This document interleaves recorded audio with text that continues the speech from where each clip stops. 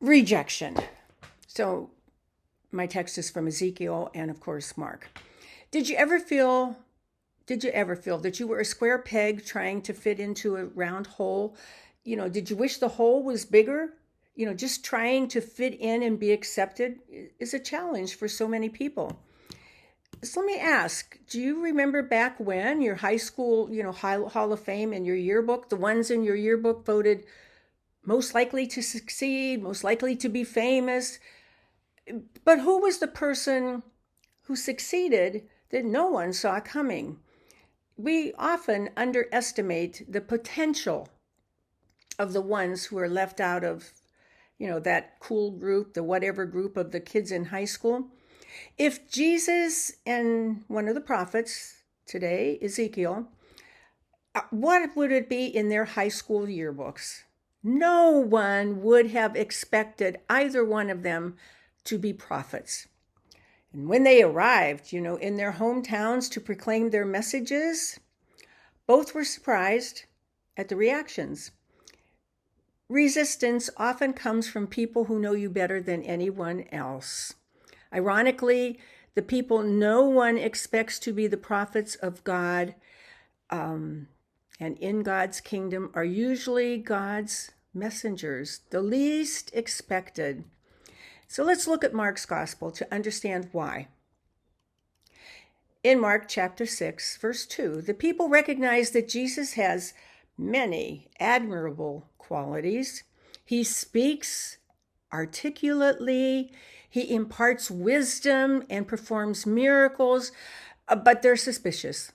They want to know, where did this wisdom come from? We might speculate that they only viewed Jesus as the little boy from Nazareth. That could be one reason. But there's another. They were wary because he was one of them.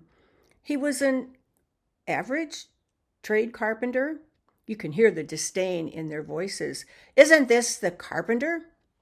Who does he think he is? They took offense not so much in his status, but as his familiarity. He's a tradesman, not someone who they thought should be able to store wisdom and perform miracles.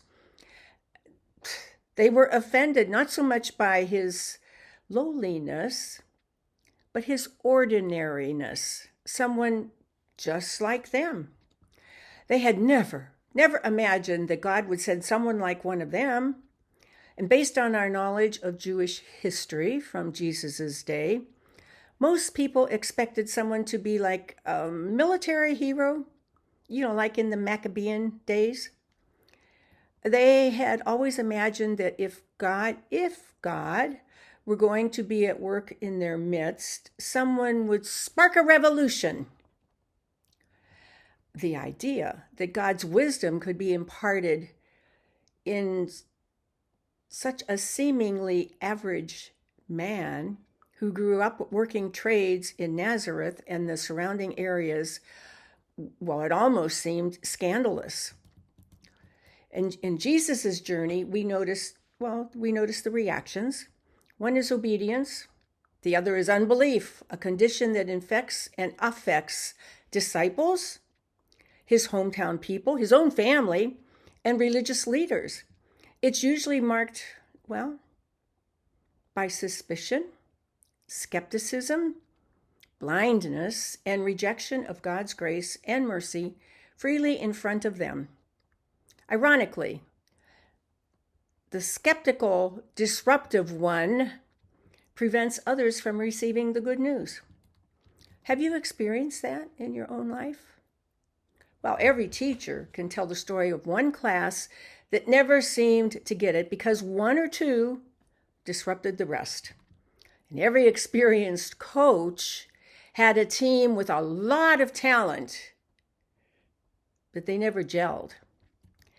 And many parents will tell you privately about the child who had all the potential in the world, but chose a different path, a path maybe that caused friction within the family.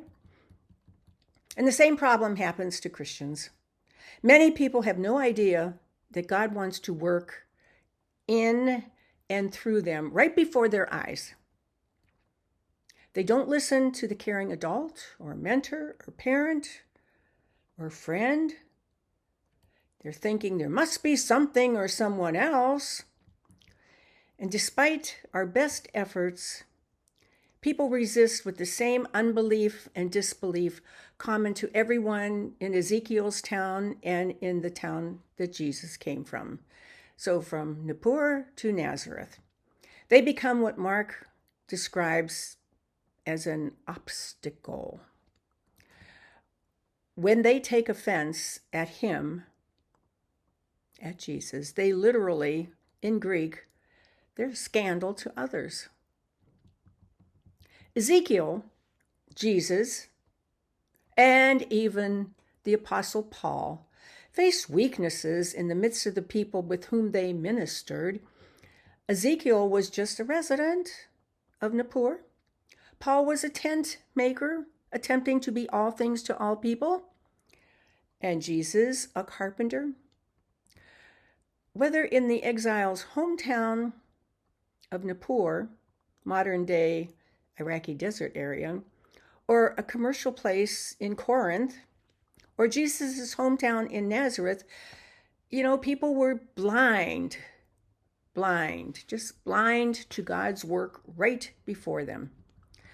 And with God's power, Paul learned to transform this rejection into a sign of strength. Whenever he was rejected, God's power was visible.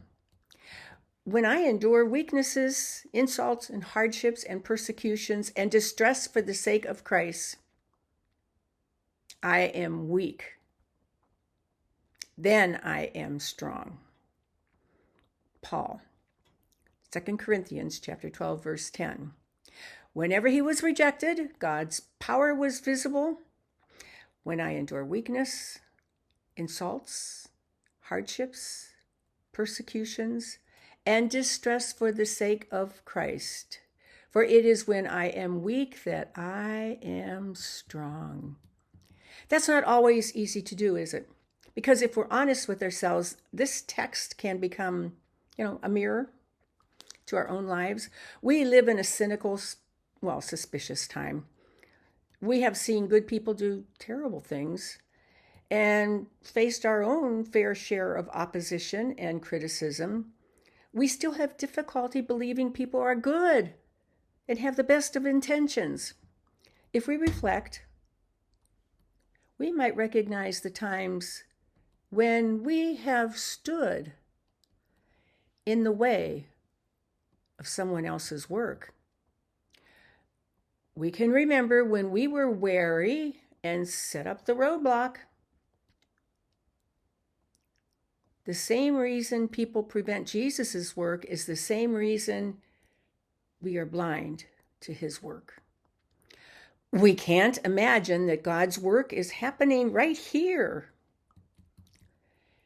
The key to transforming our cynicism and suspicions is the same thing that transformed Paul's weaknesses into strength.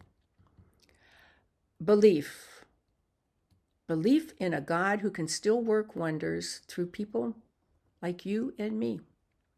When he faces opposition and endures contempt from others, like the psalmist prays and turns to the one who watches over them and asks for mercy. We can do the same by praying for those who have rejected our message and confessing places in our own lives where we have been an obstacle. Jesus invites us to name our suspicions so that we can open our eyes to what's happening right here. Be curious, not suspicious. Be skeptical, but not judgmental. Be open to possibilities, not jaded. Got it? Be curious, not suspicious.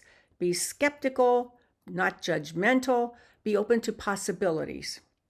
Become a believer. Think that God's power is alive in the strangest circumstances and believe God can still use someone like you and me.